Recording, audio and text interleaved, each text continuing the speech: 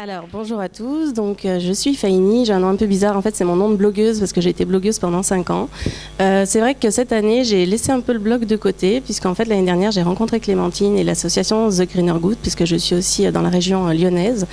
Et moi, je suis enseignante en fait depuis 17 ans en maternelle et directrice depuis 10 ans d'une maternelle. Et vraiment, je mettais en place dans mon école et quand j'ai rencontré Clémentine et j'ai vu tout ce qu'elle mettait en place, ça m'a donné envie moi aussi de créer mon association, donc qui s'appelle Réenchante le monde et qui comporte plusieurs enseignants comme moi qui ont à cœur de transmettre des valeurs aux enfants. Donc cette année, j'ai vu une conférence qui s'appelait Réenchanter le monde, donc vous pensez bien que ça a fait tilt. Et j'y suis allée, c'était Pierre Rabhi et Frédéric Lenoir qui faisaient cette intervention. Et en fait, ils nous ont dit, le problème actuel, c'est que les humains, enfin nous, l'humanité, on a perdu le contact avec la nature, avec le caractère sacré de la nature. Et là, je me suis dit, mais oui, c'est clair, moi, c'est ce que je ressens au niveau des enfants. Et moi, vraiment, dans l'association, on veut retransmettre aux enfants cet amour de la nature, cet émerveillement, de s'émerveiller devant la nature, et puis de voir la beauté, tout simplement, de notre planète. Moi-même, en fait, j'ai gardé cette âme d'enfant. Je suis toujours en train de m'émerveiller et je pense que les membres de mon association sont comme moi. Un coucher de soleil, un arc-en-ciel. Je suis toujours en train de dire à mes enfants « Regarde les couleurs du ciel, c'est magnifique ». Je suis toujours en train d'essayer de leur montrer la beauté de la nature. Et puis là, bien sûr, on jardine à la maison. Je suis un petit peu à la campagne, donc j'ai la chance d'avoir un potager. Donc c'est mes enfants qui plantent les graines, je leur apprends en fait à être un petit peu autonome au niveau de leur alimentation. Et moi-même encore, je m'émerveille comme eux de voir une petite graine de courge faire une plante énorme et qu'on puisse ramasser pendant tout l'été des courgettes, à ne plus savoir qu'en faire et du coup à les distribuer même autour de nous. Donc c'est vrai que je te rejoins là-dessus, c'est que vraiment le jardinage c'est très facile en fait. Moi j'ai pas de connaissances particulières en permaculture ou quoi que ce soit et je mange des légumes tout l'été sans avoir aucune connaissance de base. Hein. Donc il faut vous lancer. Étant en école maternelle, je vois beaucoup d'enfants qui sont devant la télé, devant des tablettes. À 3 ans, ils ont tous des tablettes. Et en fait, ils ne vont plus dans la nature. Moi, quand j'étais petite, dès que je revenais de l'école, j'étais dehors. Pourtant, j'habitais dans une cité HLM, donc j'allais en bas du quartier. Il y avait plein de nature, il y avait un petit bois à côté. Là, les enfants, ils rentrent chez eux, ils restent enfermés pour la plupart. Ils ne jouent plus dans les bois, ils ne jouent plus dans la nature. Tout est dangereux. Là, j'ai fait une sortie dans les bois. Les parents s'inquiètent. Oh, ils jouent avec un bâton. Oh là là, une petite bête. Oui, c'est la nature. Laissez-les. Ils sont en plein potentiel. Laissez-les découvrir. Laissez-les jouer. Ils en ont besoin. Ils sont en train d'expérimenter. Et donc, je trouve ça dommage. Je me dis, quels enfants on veut laisser en fait à notre planète ? Est-ce qu'on veut laisser des enfants qui sont connectés 24/24 sur Internet et la télé, ou est-ce qu'on veut laisser des enfants qui sont connectés à la planète ? Et moi, c'est vraiment le but de mon association, c'est de reconnecter les enfants à la nature.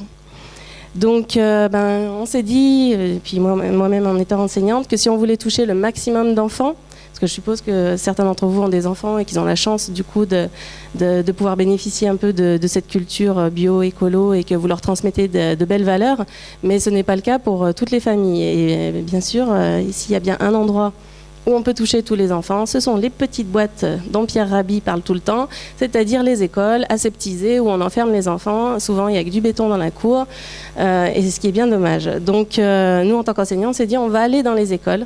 Et puis, on va essayer de rapporter cette culture de la nature et on va essayer d'amener aussi du jardinage, des choses qui permettent aux enfants de se reconnecter à la nature. Donc, cette année, on avait une école pilote. Et on a fait donc plein de tests sur cette école. Bon, c'était mon école, hein, forcément. Donc j'ai testé plusieurs actions. Donc là, l'association est en train de rédiger en fait un guide pour les écoles qui voudraient s'engager dans une démarche zéro déchet. Donc on est en contact avec Zéro Ouest France pour rédiger ce document, essayer de le transférer à toutes les écoles maternelles primaires avec des actions concrètes, parce qu'on sait que les enseignants ont besoin d'avoir des actions concrètes à réaliser, faciles. Hein. Et puis on est aussi en train de rédiger des histoires un peu féeriques, donner aux enfants l'envie de découvrir la nature et puis également des solutions. Ce ne sont pas que des histoires imaginaires, on part de l'imaginaire, mais au final, on apporte aux enfants des solutions pratiques pour changer leurs habitudes. Donc, je vais vous donner quelques actions qu'on a fait cette année. Donc, on a créé un potager. Donc, les enfants plantent, sèment et après ils récoltent les légumes, donc salade, radis, et on les mange à l'école. Donc, pour eux, c'est vraiment fantastique de voir qu'une petite graine, après on peut manger des tomates. On a aussi des framboisiers. Alors là, ils se régalent, ils se jettent dessus. Il faut les surveiller parce que sinon tout le monde n'en a pas. Ensuite, on a mis en place donc une chasse aux œufs zéro déchet cette année à Pâques. Donc on avait construit des œufs de dragon en tissu et ils sont allés les chercher dans la nature, dans la forêt. On était monté dans une forêt et donc il fallait chercher ces œufs de dragon en tissu. Et à la fin, on leur a donné un petit paquet de chocolat qui était dans un sac en tissu que les mamans nous avaient fabriqué. Donc nous, on essayait vraiment de rassembler toute la communauté éducative et les parents aussi, donc là, qui ont participé en faisant des petits sacs en tissu. On a fait également des parcours féeriques, donc l'association crée des petites portes de fées qu'elle installe en fait dans des forêts et les enfants donc ça les fait marcher, ça les fait découvrir la forêt, ça leur donne un objectif. Souvent les enfants n'ont pas envie d'aller se promener, ils préfèrent rester chez eux à regarder la télé, donc là le fait que ce soit un peu imaginaire, qu'il y ait des fées, etc. Donc ils vont chercher ces petites portes de fées et en même temps, pendant qu'ils se promènent, s'ils trouvent des déchets sur le parcours, on le ramasse. Donc en même temps, on fait action nettoyage de la nature. Et vraiment, nous, on a vu un changement au niveau des enfants de l'école. Ils étaient vraiment très touchés, justement, dès qu'ils voyaient un déchet. Oh là là, mais c'est pas possible, qui c'est qui fait ça et vite, un déchet.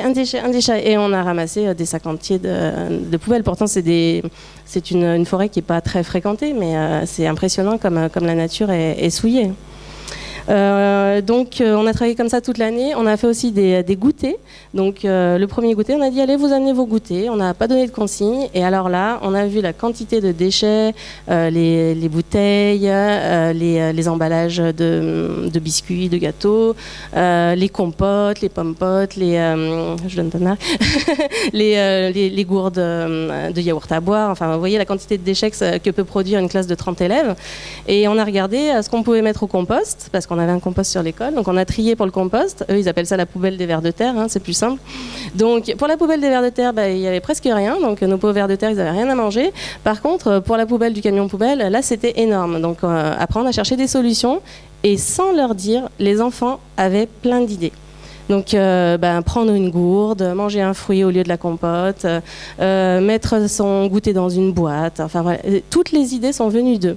Quand ils sont rentrés chez eux, moi je me suis fait disputer par les parents parce qu'ils ne voulaient plus de gâteaux industriels. Maman, il faut que tu fasses un gâteau. Maman, vous vous rendez compte? Mais moi je travaille, mais comment vous voulez que je le fasse? Je dis, vous inquiétez pas, il y a une technique, vous faites un gâteau le dimanche, vous le coupez en parts, vous le mettez chaque part au congélateur et chaque jour le matin, vous sortez une part, vous la mettez dans une boîte pour votre enfant et à 4 heures, ce sera décongelé et ce sera un gâteau frais tous les jours fait maison. Ah, d'accord, bon. Donc en fait, il y a des petites solutions toutes simples comme ça qu'on peut donner aux parents, aux enseignants et que l'association veut vraiment partager pour qu'on ait de plus en plus d'enfants qui soient sensibilisés en fait à tout ça, parce qu'il y a vraiment plein de petites choses à faire. Et là, j'étais très fière d'eux parce que des parents et des enfants, on a fait un pique-nique pour la fin de l'année et là, on avait donné la consigne, attention, pique-nique zéro déchet. Et tous les parents ont joué le jeu, 95 élèves de maternelle qui ont mangé un pique-nique zéro déchet. Et là, c'était génial. En plus, du coup, les enfants étaient beaucoup plus autonomes puisqu'il n'y avait rien à ouvrir, pas de gourde à ouvrir, pas de sachet à ouvrir tout seul. Donc en fait, ils ont ouvert leur boîte, ils ont mangé, zéro déchet produit. Donc on était très très fiers d'eux, on les a bien félicités. Et j'ai aussi remercié les parents d'avoir joué le jeu. Et je me dis que peut-être, le fait de l'avoir fait à l'école, peut-être que les parents, s'ils repartent en pique-nique cet été, ils auront peut-être l'idée de dire attends, c'est pas peine de mettre un emballage plastique, regarde, on met ça dans un torchon et puis ça ira très bien. Donc voilà, j'espère qu'en travaillant avec les enfants, on va aussi rejaillir en fait sur les parents, parce que les enfants sont très carrés. Une fois qu'ils sont très sensibilisés, c'est non maman, mais là c'est pas possible, je veux plus de sac plastique. Une petite fille qui est venue me voir, je suis désolée, j'ai mis un sac plastique autour de ma gourde parce qu'elle fuyait, j'ai pas eu le choix, mais elle était vraiment désolée parce que pour eux le sac plastique, ça finit dans la mer et ça finit dans l'estomac des tortues et ça les tue. Et les enfants sont vraiment très très sensibles à la cause animale social, c'est inné. Je pense que l'être humain, c'est inné. En lui, l'être humain est quelqu'un de coopératif, qui collabore, qui aime la nature, qui aime les autres et qui est très sensible à la cause animale. Ça, c'est clair. C'est dommage qu'on soit déconditionné par la suite. Donc l'objectif de l'association, qui est toute jeune, qui a à peine 6 mois, en fait c'est de trouver un éditeur, parce que là on a écrit quand même pas mal d'histoires, donc on voudrait trouver un éditeur pour éditer nos histoires, et puis on voudrait créer des kits goûter zéro déchet, qui seraient fournis aux écoles qui adhéraient en fait à notre projet. Et donc on a déjà Koufou qui nous ferait, je ne sais pas si vous connaissez la marque lyonnaise, qui nous ferait des petits sacs justement zéro déchet, et puis à l'intérieur on mettrait une gourde, une boîte, voilà tout le nécessaire pour que les enfants puissent tous faire un goûter zéro déchet, parce qu'on sait que certaines familles ne vont pas investir là-dedans. Donc, comme les enfants n'ont pas d'argent, on veut que ce soit l'association qui permette aux enfants de pouvoir, dès petits, mettre en œuvre leurs convictions, parce qu'ils ont vraiment des convictions fortes. Et c'est dommage des fois que les parents fassent barrage. Donc là, ils vont pouvoir, grâce à ces kits goûter zéro déchet, eux-mêmes préparer leur goûter. Et s'il faut qu'ils fassent le gâteau tout seul le dimanche, ils le feront, parce que nous, à l'école, on fait des ateliers cuisine et on leur apprend à faire des gâteaux maison qui sont quand même bien meilleurs que leur goûter industriel. Donc, pour boucler la boucle, comme on a commencé par Julien, je dirais que pour réenchanter le monde, si nous voulons tous réenchanter le monde, ça commence par nous.